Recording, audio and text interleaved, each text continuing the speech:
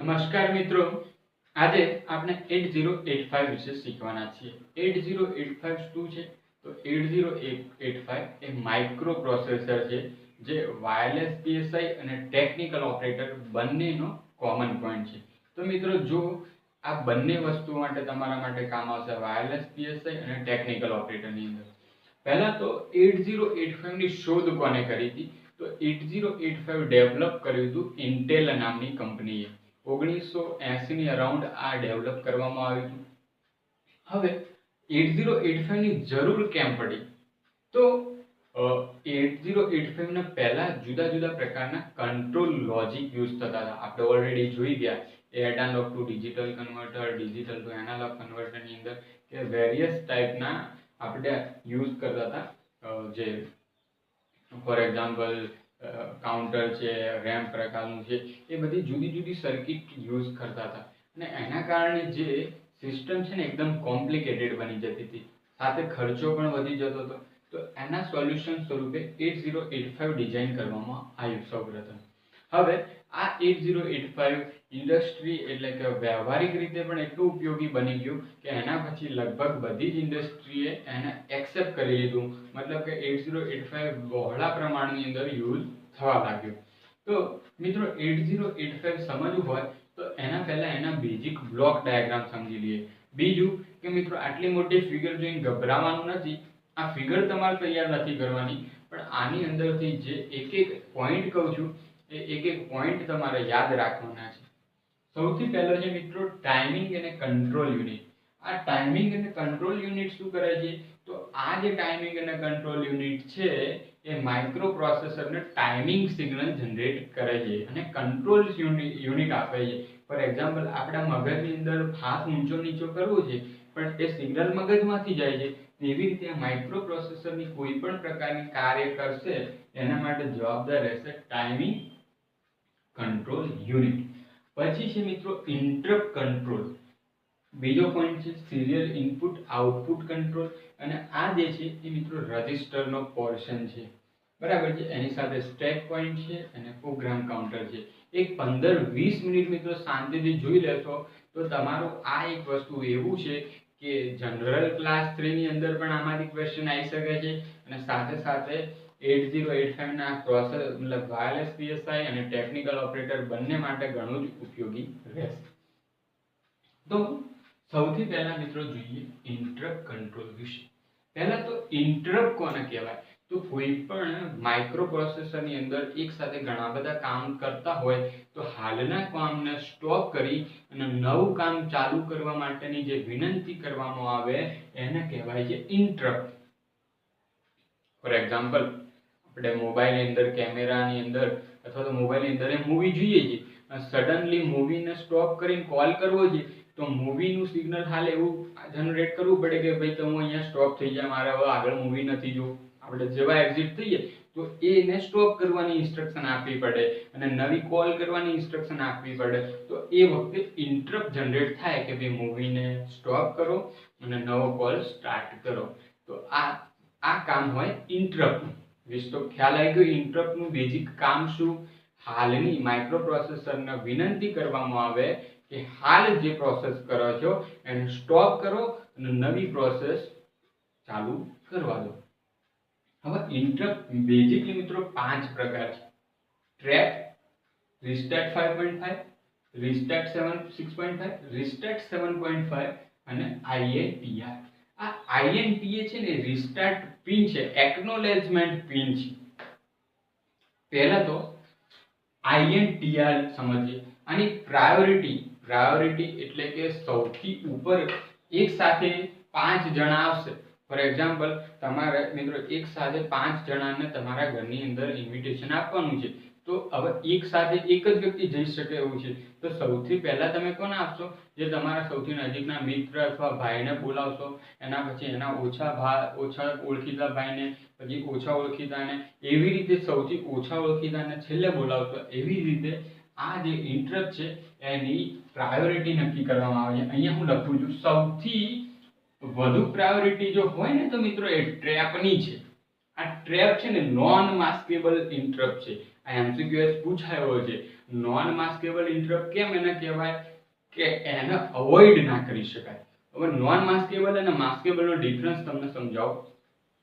તમારા ઘરની અંદર તમે બેઠા છો, તમે મૂવી રમો છો, મતલબ ગેમ રમો છો મોબાઈલની અંદર, અને મમ્મી તમને 2-3 વાર બૂમ પાડે તો પણ તમે એવું કહેતો હું થોડી વાર રહીને આવું છું, અને એ શું થયું, તમે અવોઇડ કરો છો. પણ જેવું એકવાર પપ્પાએ જોરથી બૂમ પાડી, ચલ જમવા જાઓ, તરત જ આવીશો. કેમ? ફાધર એટલે એક પ્રકારનો અવોઇડ ના કરી શકાય અમને. સેમ વસ્તુ આ ટ્રેપ છે ને એ નોન માસ્કેબલ ઇન્ટરપ્ટ છે. આ તમારો ઇન્ટરપ્ટ આપો, આ કોઈ વાર ઇન્ટરપ્ટ આપ્યો હોય તો માઇક્રો પ્રોસેસર ગલ્લા તલ્લા કરે કે ભાઈ થોડી વાર રહીને તમારો પ્રોસેસ કરું, તમે હાલ શાંતિ રાખો, આટલું પતી જવા દો. પણ ટ્રેપ જ્યારે પણ જનરેટ થાય એટલે માઇક્રો પ્રોસેસરને બધી વસ્તુ એક સાઈડ મૂકી અને બધી પ્રોસેસ બંધ કરી અને કમ્પ્લીટ બંધ કરી દેવું પડે. ટ્રેપ ક્યારે વપરાય છે? જ્યારે પાવર ફેલિયર હોય સિસ્ટમની અંદર, તો કોઈ મેજર ઇશ્યુ આવી ગયો હોય ત્યારે આ ટ્રેપ સિગ્નલ એનેબલ કરવામાં આવે અને ઓટોમેટિક ડિસેબલ થાય. બરાબર છે? તો ટ્રેપ સિગ્નલ કેવું છે? નોન માસ્કેબલ, એને અવોઇડ કરી શકાય નહીં. એની પ્રાયોરિટી સૌથી ઉપર હોય એટલે પહેલા અહીંયા લખવું જોઈએ, પહેલી પ્રાયોરિટી ટ્રેપની છે. પછી છે આ મિત્રો પોઈન્ટ છે રીસ્ટાર્ટ. RST એટલે શું નામ છે? રીસ્ટાર્ટ શોર્ટમાં. તો રીસ્ટાર્ટ 7.5, 6.5 અને 5.5 આ ત્રણે પણ ઇન્ટરપ્ટ છે. જો 7.5 ની વેલ્યુ વધારે તો સેકન્ડ પ્રાયોરિટી, 6.5 ની વેલ્યુ એનાથી ઓછી તો એના પછી, અને 5.5 ની વેલ્યુ એનાથી ઓછી એ પણ એના પછી, અને સૌથી લીસ્ટ પ્રાયોરિટી ઉપર હોય છે INTR. આ INTR ઇન્ટરપ્ટ એક સિગ્નલ ક્યારે જનરેટ કરવામાં આવે છે? તો આ માઇક્રો પ્રોસેસર છે, આ માઇક્રો પ્રોસેસર સાથે કોઈ એન્ડ્રોઇડ મોબાઈલ કે કશું જોઈન્ટ કર્યું છે. હવે આ એન્ડ્રોઇડ મોબાઈલ આને રિક્વેસ્ટ કરે માઇક્રો પ્રોસેસરને કે ભાઈ મારે તમને કામ છે તમારું, તમે હાલની પ્રક્રિયા બંધ કરો અને તમારે મારી જોડે આવો. ફોર એક્ઝામ્પલ, તમે ખિલ્લીથી કશું ઠોકતા હોય ઘરમાં અને બાજુવાળા આવે કે ભાઈ હાલની પ્રોસેસ બંધ કરો અને મારા ઘેર કશું કામ છે તો મને કરી આપો. તો એ વસ્તુ જ્યારે જનરેટ કરે માઇક્રો પ્રોસેસરની અંદર, સાથે કોઈ ડેટા, કોઈ મોબાઈલ કે કશું જે પણ જોઈન્ટ કર્યું છે, એ વસ્તુ માઇક્રો પ્રોસેસરને એમ કે તું હાલની પ્રોસેસ બંધ કર, તો એ વખતે INTR સિગ્નલ આપવું પડે છે. એ બહારથી આપવું પડે છે. હવે માઇક્રો પ્રોસેસર તમને બાજુવાળા બોલાવવા આવ્યા કે ભાઈ બાજુમાં મારે કામ છે, તો તમારા મૂડ ઉપર ડિપેન્ડ છે કે ભાઈ ઘણીવાર તમે શું કહી દો કે આવું છે, ઘણીવાર શું કહી દો નહીં આવું, જાઓ મારું કામ છે. તો સેમ વસ્તુ આ INTA નો બાર, કોઈ પણ વસ્તુ બહાર હોય ને એટલે મિત્રો યાદ રાખજો કે 0 સિગ્નલ ઉપર ઓપરેટ થાય. મતલબ 0 આપો એટલે 0 નો બાર 1 થઈ જાય. એટલે એક્ચ્યુઅલી આને ઓન કરવું હોય તો 0 આપવું પડે. તો મિત્રો આ INTA એટલે કે ઇન્ટરપ્ટ એક્નોલેજમેન્ટ. આ બહારથી કોઈ વ્યક્તિએ મતલબ બહારથી કોઈ ડિવાઇસે રિક્વેસ્ટ કરી માઇક્રો પ્રોસેસરને કે હાલની પ્રોસેસ બંધ કરો અને મારે તમારું કામ છે તો મારી સાથે મારું કામ પહેલા કરો. તો માઇક્રો પ્રોસેસર એની રિક્વેસ્ટને એક્સેપ્ટ કરે, મતલબ એને એવું કે શું કે વાંધો નહીં હું તારું કાર્ય કરીશ. તો એ વખતે કયું સિગ્નલ જનરેટ થાય? Interrupt acknowledgement. એક્નોલેજમેન્ટ એટલે કે તમે જે વિનંતી કરી છે એ મેં ગ્રાહ્ય રાખી છે. ક્લિયર? તો મિત્રો આ ઇન્ટરપ્ટ સેક્શન વિશે હવે કોઈ તકલીફ હોય તો પૂછો. ફરીથી એકવાર રિવાઇઝ કરી લઈએ. ટ્રેપ નોન માસ્કેબલ, એનાથી ઓછી પ્રાયોરિટીનો 7.5, એનાથી ઓછી પ્રાયોરિટીનો 6.5, એનાથી ઓછી પ્રાયોરિટીનો 5.5, INTR સૌથી લીસ્ટ પ્રાયોરિટીનો ઇન્ટરપ્ટ, અને INTA નો બાર એ એક્નોલેજમેન્ટ, ઇન્ટરપ્ટનો એક્નોલેજમેન્ટ સિગ્નલ છે. ક્લિયર? આ ઇન્ટરપ્ટ સેક્શન મિત્રો આખો એક અલગ પોઈન્ટ પણ છે અંદર, તો એક વ્યવસ્થિત જોઈ લેજો. સાથે હવે નેક્સ્ટ ટાઈમ એના લોકેશનો પણ હું કરાવીશ નેક્સ્ટ પોઈન્ટની અંદર. તો ટ્રેપ કેવા પ્રકારનો ઇન્ટરપ્ટ છે? Non maskable. અને આ બીજા બધા કેવા છે? માસ્કેબલ. માસ્કેબલ એટલે કે એને થોડી વાર રહીને પણ ઓપરેટ કરી શકાય, પણ નોન માસ્કેબલ એટલે ઇમિડિયેટ એક્શન કરવું પડે, એને આપણે અવોઇડ કરી શકીએ નહીં. તો ટ્રેપ છે એ નોન માસ્કેબલ પ્રકારનો ઇન્ટરપ્ટ છે. નેક્સ્ટ છે સિરિયલ ઇનપુટ આઉટપુટ. તો મિત્રો માઇક્રો પ્રોસેસરમાં કોઈ ડેટા લેવો છે, બાહ્ય જગ્યાએથી. ફોર એક્ઝામ્પલ, અહીંયા આ મોબાઈલ છે અને એ મોબાઈલને એ માઇક્રોપ્રોસેસર જોડે કનેક્ટ કર્યો છે. તો મોબાઈલમાંથી માઇક્રોપ્રોસેસરની અંદર ડેટા લેવો છે તો એ વખતે કયું સિગ્નલ જનરેટ કરવામાં આવશે? SID. નામ પૂરા યાદ રાખજો, serial input data. Serial output data એટલે કે પ્રોસેસરમાંથી કોઈ સિગ્નલને બહાર મોકલવી છે. એટલે હવે પ્રોસેસરમાંથી માહિતી મોબાઈલની અંદર મોકલવી છે. તો માઇક્રોપ્રોસેસરમાંથી માહિતી બહાર મોકલવી હોય તો SOD સિગ્નલ જનરેટ કરવામાં આવે, સિરિયલ આઉટપુટ ડેટા. અને માઇક્રોપ્રોસેસરને પોતાને બહારથી કોઈ માહિતી જોઈતી હોય તો SID સિગ્નલ જનરેટ થાય. નેક્સ્ટ મિત્રો, બસ સિસ્ટમ વિશે વાત કરવી છે. 3 પ્રકારની બસ હોય માઇક્રોપ્રોસેસરની અંદર: એડ્રેસ બસ, ડેટા બસ અને કંટ્રોલ બસ. નામ ઉપરથી યાદ રાખવાનું છે. એડ્રેસ બસ એડ્રેસ લઈ જાય, ડેટા બસ ડેટા લઈ જાય. ડેટા એટલે કે કોઈ મેમરીના અંદર ફોટા પડ્યા છે, કોઈ ગીત પડ્યું છે, વિડીયોઝ પડ્યું છે એ. અને કંટ્રોલ બસ છે એ આ કંટ્રોલ સિગ્નલને કેરી કરે. MCQ શું પૂછાય છે? એડ્રેસ બસ કેટલા બીટની હોય? તો 16 બીટની. ડેટા બસ 8 બીટની અને કંટ્રોલ બસ 16 બીટની હોય છે.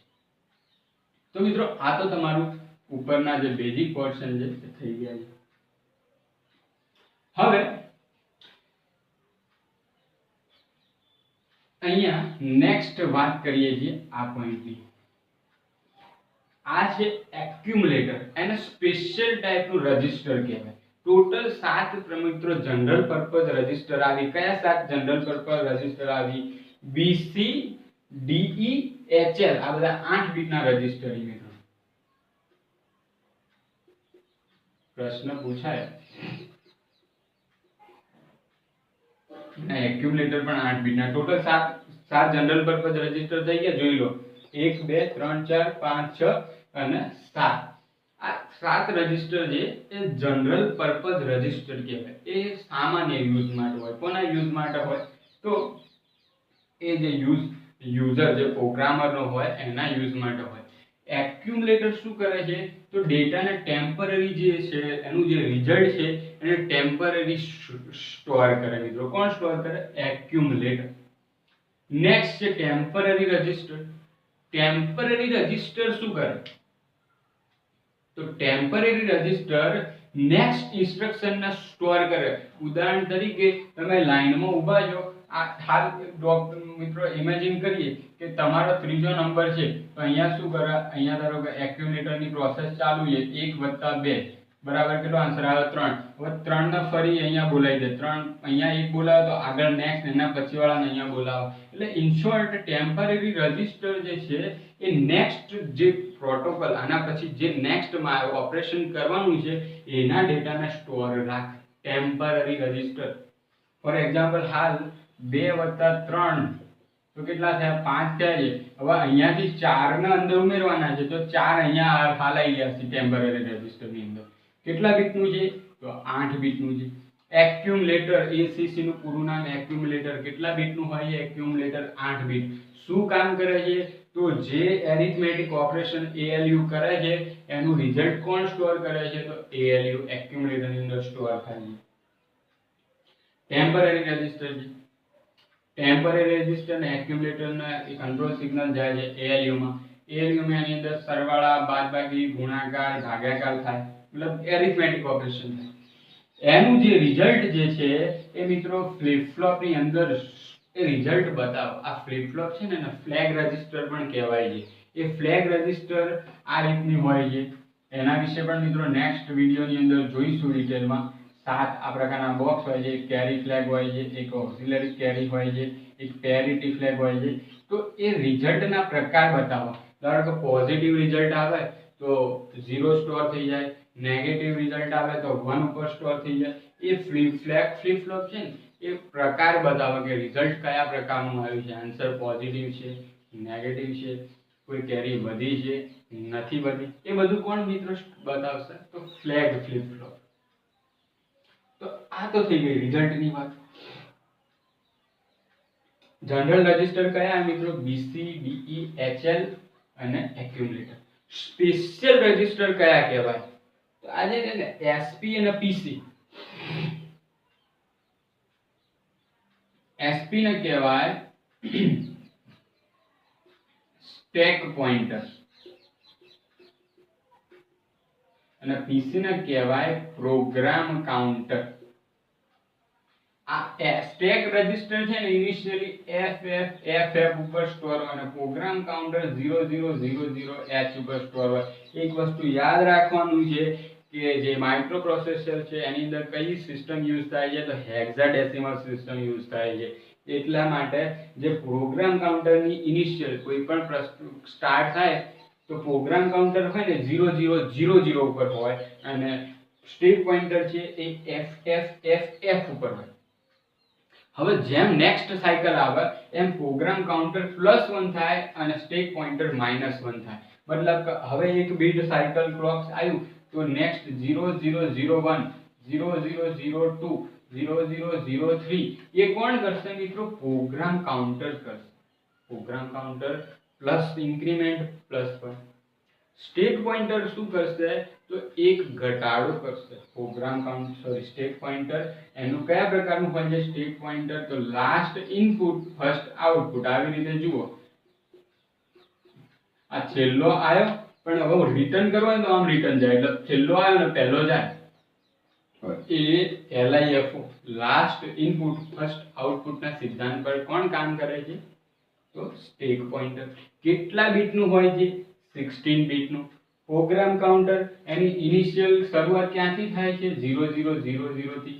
એ પ્રોગ્રામ કાઉન્ટર એક વધે છે દરેક બીટ પછી અને સ્ટેક પોઇન્ટર એક ઘટે છે અને એટલા માટે અહીંયા તમને ઇન્ક્રીમેન્ટલ અને ડિક્રીમેન્ટલ લેચ આપેલી છે. એ પ્રોગ્રામ કાઉન્ટર માટે એક વધારે અને સ્ટેક પોઇન્ટર માટે એક ઘટાડે. સ્ટેક પોઇન્ટર દર વખતે યુઝ નહીં થતું પણ પ્રોગ્રામ કાઉન્ટર તો નેસેસરી છે. તો આ મિત્રો થઈ ગયું આના વિશેનું વાત. હવે આ જે BC DE ને H આ જે છે એ જનરલ પર્પઝ રજિસ્ટર છે. આ જનરલ પર્પઝ રજિસ્ટરનું કામ શું? તો આ પ્રોગ્રામરને પ્રોવાઈડ કરેલા છે, તમને અને મને આપેલા છે BC DE ને H. આ WZ છે ને એ મિત્રો આપણને આપેલું હોતું નથી. આ WZ છે એ માઇક્રો પ્રોસેસરે પોતાના માટે રાખેલું હોય છે. તો આ BC અને કમ્બાઈન 16 બીટ માટે પણ યુઝ કરી શકાય. જ્યારે હાયર બીટ હોય 16 બીટનો ડેટા હોય તો કમ્બાઈન કરી દેવાય છે. BC DE ને કમ્બાઈન કરાય છે HL પણ BD ને કમ્બાઈન ના કરાય. એટલે હું બોલું પણ કેવી રીતે છું? BC DE અને H. ક્લિયર? તો મિત્રો આ ક્વેશ્ચન ક્લિયર થઈ ગયો. હવે સૌથી ઇમ્પોર્ટન્ટ પોઈન્ટ આવે છે ઇન્સ્ટ્રક્શન રજિસ્ટર અને ઇન્સ્ટ્રક્શન ડીકોડર. ઇન્સ્ટ્રક્શન રજિસ્ટર ની અંદર બધી ઇન્સ્ટ્રક્શન સ્ટોર કરેલી હશે. બધી ઇન્સ્ટ્રક્શન કઈ જગ્યાએ સ્ટોર હશે? તો ઇન્સ્ટ્રક્શન રજિસ્ટર ની અંદર. અને ઇન્સ્ટ્રક્શન ડીકોડર જે છે એની અંદર ડીકોડ કરવામાં આવે. ડીકોડ એટલે સાદી ભાષામાં સમજાય, કોમ્પ્યુટર અથવા તો માઇક્રો પ્રોસેસરને સમજાય એવી ભાષામાં લખવામાં આવે. ફોર એક્ઝામ્પલ અહીંયાથી એક ઇન્સ્ટ્રક્શન આપી એડ A અને B તો મતલબ સરવાળો કરવાનો છે તો સરવાળાનો કોઈ 010101 કોડ છે તો 010101 એડ અને A અને B. ઇન શોર્ટ ડીકોડ એટલે સમજાય એવી ભાષાની અંદર કન્વર્ટ કોણ કરે? તો એ કરે ઇન્સ્ટ્રક્શન ડીકોડર. અને એ ઇન્સ્ટ્રક્શન ડીકોડર એના માટે કોને સિગ્નલ આપે? ટાઈમિંગ અને કંટ્રોલ સિગ્નલને સિગ્નલ આપે. સૌથી ઇમ્પોર્ટન્ટ MCQs આમાંથી પૂછાયા છે. ફરીથી જોજો. હવે આ જે છે ને ક્લોક પલ્સ છે અને કેટલો સપ્લાય આપવામાં આવે છે? તો +VCC 5 વોલ્ટ +5 અને VSS ગ્રાઉન્ડ માટે 0. તો x1 અને x2 છે ને ક્લોક ફ્રીક્વન્સી. પણ મિત્રો આ જે માઇક્રો પ્રોસેસર છે આને અડધી ફ્રીક્વન્સી ઉપર જ કામ કરતું હોય છે. કેમ? કારણ કે કોઈ વખત એક સાયકલ કામ ના કરે તો બીજી સાયકલ યુઝ થઈ શકે. એટલે x1 અને x2 બે જે છે એ ક્લોક ફ્રીક્વન્સી આપણે જોયું હતું ને ફ્લિપ ફ્લોપ ની અંદર ટાઈમિંગ સિગ્નલ. એ ટાઈમિંગ સિગ્નલ કોણ પ્રોવાઈડ કરે? x1 અને x2. આ બે ક્લોક છે પણ આની અડધી ફ્રીક્વન્સી ઉપર જ કામ કરતી હોય એટલે ગમે તે એક જ ક્લોકનો યુઝ થતો હશે. ક્લોક આઉટ ના વંચાતું હોય તો શબ્દો ઉપર જોજો. ક્લોક આઉટ, આ ક્લોક આઉટ શું કરે તો આ મેં માઇક્રો પ્રોસેસર જોડ્યું છે. એ માઇક્રો પ્રોસેસર સાથે એક મોબાઈલ અથવા તો એક ધારો કે એન્ડ્રોઈડ મોબાઈલ જોડ્યો છે. તો માઇક્રો પ્રોસેસરનો તો x1 અને x2 ક્લોક સિગ્નલ આપે છે, પણ આ એન્ડ્રોઈડ ને એ કોમ્યુનિકેશન માટે ક્લોક સિગ્નલ જોઈએ તો એ ક્લોક સિગ્નલ કોણ આવશે તો ક્લોક આઉટ. આ ક્લોક આઉટ જો બહારની સાઈડ જાય, બહારની સાઈડ એટલે માઇક્રો પ્રોસેસર કોઈ બીજી વસ્તુને આપે છે. તો એ માઇક્રો પ્રોસેસર કોઈ બીજી વસ્તુને કોણ આપશે તો એ ક્લોક પલ્સ આપવા માટે ક્લોક આઉટની જરૂર પડશે. પછી છે રેડી સિગ્નલ. રેડી સિગ્નલ ક્યારે યુઝ થાય છે તો આ માઇક્રો પ્રોસેસર છે એ તો એકદમ સ્પીડી છે, પણ એની સાથે હવે એન્ડ્રોઈડ નહીં જોડતા એપલનો મોબાઈલ લઈ લઈએ છીએ, કારણ કે દર વખત એન્ડ્રોઈડ લઈને કંટાળે. તો આ એપલનો મોબાઈલ તો સ્લો નહીં હોતો, પેનાસોનિક એકદમ સ્લો મોબાઈલ. ચલો એપલ સાથે પેનાસોનિકનો સ્લો મોબાઈલ જોડ્યો છે. હવે આ બંને કોમ્યુનિકેશન કરવું છે, એક ફાસ્ટ અને એક સ્લો છે. શું થાય? કોમ્યુનિકેશન થઈ શકે નહીં. ઉદાહરણ આલું, હાલ લગનની સીઝન છે. ઇમેજિન કરીએ કે તમારામાંથી ઘણા વ્યક્તિઓના મેરેજ થઈ ગયા છે.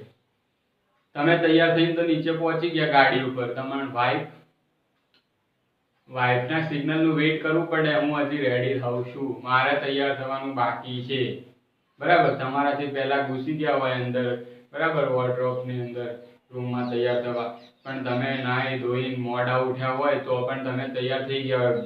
લાગાવા તો મતલબ પુરુષોની એક આ પ્રકારની મેં જોઈ છે કે 6 વાગે તૈયાર થવાનું હોય, મતલબ 6 વાગે ઘરેથી નીકળવાનું હોય, તો તમારા જે સ્ત્રીઓ છે ને 4 વાગે ઉઠી હોય અને તો પણ તૈયાર ના થયા હોય. અને આપણા જે બધા બંકાઓ છે એ લોકો 6 વાગે ઉઠ્યા હોય, મતલબ 6 ની અંદર 15-20 મિનિટની વાર હોય, ઉઠ્યા હોય, બ્રશ કરીને તૈયાર થઈ ગયા, નીચે ઊભા હોય, પણ પેલા લેડીઝો હજી તૈયાર ના થયા હોય. તો એવું વસ્તુ હોય છે કે રેડી સિગ્નલ જે છે એ રેડી સિગ્નલ એટલે કે આ પેનાસોનિકના મોબાઈલ ઇમેજિન કરી લે કે સ્લો મોબાઈલ છે અને આ પ્રોસેસર તો પોતે ફાસ્ટ છે.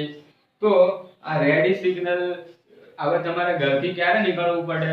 જ્યારે ઘરેથી તમારા ઘરવાળી કે તમારા જે પણ છે એવું કે ભાઈ હવે હું રેડી થઈ ગઈ છું, હવે જઈએ. તો સેમ વસ્તુ આ અહીંયાથી રેડી સિગ્નલ મળે કે ભાઈ હવે હું કોમ્યુનિકેશન માટે તૈયાર છું, માઇક્રો પ્રોસેસર જોડે મારી સ્પીડ વધી ગઈ છે, તો એ વખતે કોમ્યુનિકેશન શક્ય થાય. તો એટલા માટે રેડી સિગ્નલ આપવામાં આવે છે. શેના માટે આપવામાં આવે છે રેડી સિગ્નલ?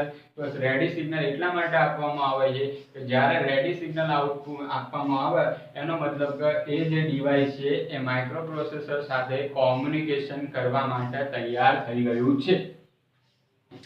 રીડ બાર અને રાઈટ બાર. જો મિત્રો રીડ બાર છે આ તો રીડ બાર શેના માટે યુઝ થાય છે? તો રીડ બાર જ્યારે સિગ્નલ આપું તો માઇક્રો પ્રોસેસર કોઈ બહારની માહિતીને વાંચશે, અને રાઈટ બાર તો માઇક્રો પ્રોસેસર રાઈટ બાર એટલે કોઈ બહારની માહિતીમાં લખશે. રાઈટ એટલે લખવું, એટલે માઇક્રો પ્રોસેસર કોઈ બહારની જગ્યાએ લખવા માટે કોઈ સિગ્નલ લખવું ઇન ધ સેન્સ કે કોઈ બહારની જગ્યાએ ડેટા પહોંચાડે તો રાઈટ બાર આવે, અને કોઈ બહારમાંથી ડેટા લે તો રીડ બાર આવે. ALE નું પૂરું નામ એડ્રેસ લેચ એનેબલ. આ એડ્રેસ લેચ એનેબલ શું છે? તો આ જે માઇક્રો પ્રોસેસર છે એની અંદર એડ્રેસ બસ અને ડેટા બસને કમ્બાઈન કરી દીધી હોય. હવે જ્યારે એડ્રેસ લેચ એનેબલના સિગ્નલને 1 આપું તો આ જે કમ્બાઈન્ડ જે સિગ્નલ છે એ એડ્રેસ બસ તરીકે વર્તે, અને જો ALE સિગ્નલ 0 આપું તો આ જે બંનેનું કોમ્બિનેશન છે એ ડેટા બસ તરીકે વર્તે. ફરીથી જોજો, ALE પૂરું નામ એડ્રેસ લેચ એનેબલ. એ એડ્રેસ લેચ એનેબલ આમાં શું કરવામાં આવે છે માઇક્રો પ્રોસેસરમાં? તો આ એડ્રેસ બસ છે અને આ ડેટા બસ છે, એને કમ્બાઈન મલ્ટીપ્લેક્સ કરી દેવામાં આવે છે, મલ્ટીપ્લેક્સ કરી દેવામાં આવે છે, જેથી ઈઝી રહે, વધારે પડતા કોમ્પ્લિકેટેડ સર્કિટ ના બને. હવે મારે એડ્રેસ બસની જરૂર છે, તો જો હું ALE 1 આપું તો એ આ જે કોમ્બિનેશન છે એ એડ્રેસ બસ તરીકે વર્તશે, અને જો ALE ની જગ્યાએ સિગ્નલ 0 આપું તો એ ડેટા બસ તરીકે વર્તશે. ક્લિયર મિત્રો? SO અને S1 એ સ્ટેટસ સિગ્નલ છે. સ્ટેટસ સિગ્નલ એટલે હાલ માઇક્રોપ્રોસેસર કઈ પ્રક્રિયા કરી રહ્યું હશે એના માટે એ નક્કી કરવા માટે મિત્રો આ સ્ટેટસ સિગ્નલ છે. મતલબ કે બંને 0 0 છે તો હાલ HLT માં હોલ્ડ કન્ડિશનમાં હશે માઇક્રોપ્રોસેસર, અને બંને 1 1 હશે તો એ હાલ ફેચ કરી રહ્યું છે. ફેચ મતલબ કે હાલ એક પ્રોસેસર સમજી રહ્યું છે માઇક્રોપ્રોસેસર, અને 0 1 અને 1 0 ના એકોર્ડિંગ રીડ બાર અને રાઈટ બાર એટલે રીડ ઓપરેશન અને રાઈટ ઓપરેશન પણ કરતું હશે. એ પણ આપણે ડિટેલમાં જોઈશું. હોલ્ડ અને HLD આ મિત્રો મોસ્ટ આઈએમપી છે. આનો આખો પોઈન્ટ અંદર લખ્યો છે. હોલ્ડ અને HLD એ DMA કંટ્રોલર જોઈ લેજો. પ્રોસેસર ટેકનિકલ ઓપરેટરમાં છે અને વાયરલેસ PSI માં છે કે DMA કંટ્રોલર સમજાવો. DMA નું પૂરું નામ ડાયનેમિક મેમરી એલોકેટર અથવા તો એક્સેસ એલોકેટર યુઝ કરું તો બી ચાલે, એક્સેસ યુઝ કરો તો બી ચાલે. તો ડાયનેમિક મેમરી એક્સેસ અથવા તો ડાયનેમિક મેમરી એલોકેટર પ્રકારના સિગ્નલો કયા છે? તો હોલ્ડ અને HLDA સિગ્નલ છે. હોલ્ડ અને HLDA સિગ્નલ. હોલ્ડ સિગ્નલ જ્યારે આઉટપુટ મેં તમને કીધું કે આ માઇક્રોપ્રોસેસર સાથે આ એક પેનાસોનિક નો મોબાઈલ જોડ્યો છે.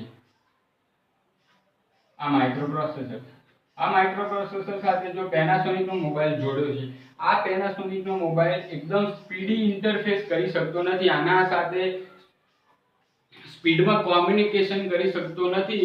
તો માઇક્રોપ્રોસેસરને વિનંતી કરે, કોણ વિનંતી કરે? આ પેનાસોનિક નો મોબાઈલ કે તમે મને તમારી શરણમાં લઈ લો અને બધું જ તમે યુઝ કરો. ફોર એક્ઝામ્પલ આપણા ઘણીવાર ઇમેજિન કરીએ છીએ કે તમારા હાથમાં કોઈ વસ્તુ ના હોય એટલે તમારાથી મોટા કોઈ વ્યક્તિ હોય, માણસ હોય, એને તમે કહી દો કે ભાઈ હવે બધું તમે સંભાળો, હું આમાંથી છૂટો. સેમ વસ્તુ અહીંયા હોલ્ડ અને HLDA સિગ્નલ કરે. હવે હોલ્ડ સિગ્નલ શું કરે? માઇક્રોપ્રોસેસરને વિનંતી કરે કે ભાઈ મારાથી કોમ્યુનિકેશન થતું નથી, તમને વિનંતી છે કે આ બધી જ પ્રોસેસ તમે તમારા નિયંત્રણની અંદર લઈ લો. માઇક્રોપ્રોસેસરને એવી રિક્વેસ્ટ કરે. એ વખતે કયું સિગ્નલ જાય? Hold signal. HLDA signal.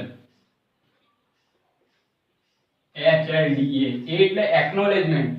તો આ જે હોલ્ડ સિગ્નલ માઇક્રોપ્રોસેસરને મળ્યું તો માઇક્રોપ્રોસેસરે જવાબ બી આપવો પડે કે ફોર એક્ઝામ્પલ તમને કોઈએ વિનંતી કરી કે બધું તમે તમારા નિયંત્રણમાં લઈ લો તો તમારે હા કે ના તો પાડવી પડે કે નહીં? તો સેમ વસ્તુ HLDA સિગ્નલ જ્યારે જનરેટ થાય, આ HLDA સિગ્નલ જ્યારે જનરેટ થાય તો HLDA સિગ્નલ જનરેટ થયું એનો મતલબ કે માઇક્રોપ્રોસેસરે હા પાડી દીધી છે કે હા ભાઈ તું જા છૂટો, હું બધું તારું કંટ્રોલ હું કરીશ. આજથી તું બધી મારી ડેટા બસ વાપર, એડ્રેસ બસ વાપર, આપણે હું તમારું બધું જ કોમ્યુનિકેશન પૂરું કરી આલીશ. તો આ પ્રોસેસ થઈ હોલ્ડ અને HLDA. મસ્ત એકદમ ઇમ્પોર્ટન્ટ છે હોલ્ડ અને HLDA. રીસેટ ઇન અને રીસેટ આઉટ. માઇક્રોપ્રોસેસરને પોતાને જ આખું રીસેટ મારવું છે, 0 0 કરી દેવું છે. તો રીસેટ ઇન સિગ્નલ જનરેટ કરે. ઇન રીસેટ ઇન સિગ્નલ 1 આપવું તો માઇક્રોપ્રોસેસર આખું રીસેટ.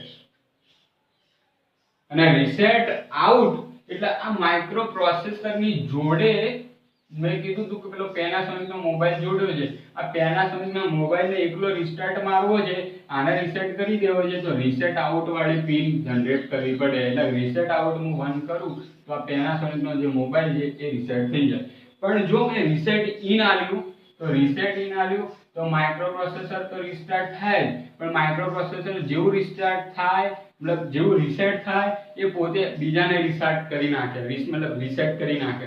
એટલે જો રીસેટ ઇન આલું ને તો પોતે માઇક્રોપ્રોસેસરે 0 0 થઈ જાય અને એની સાથે ફરીથી રીસેટ આઉટ પિન જનરેટ થાય. એટલે રીસેટ આઉટ પિન એની સાથે જેટલા પણ ડિવાઇસ જોડાય એના પણ રીસેટ કરી નાખે.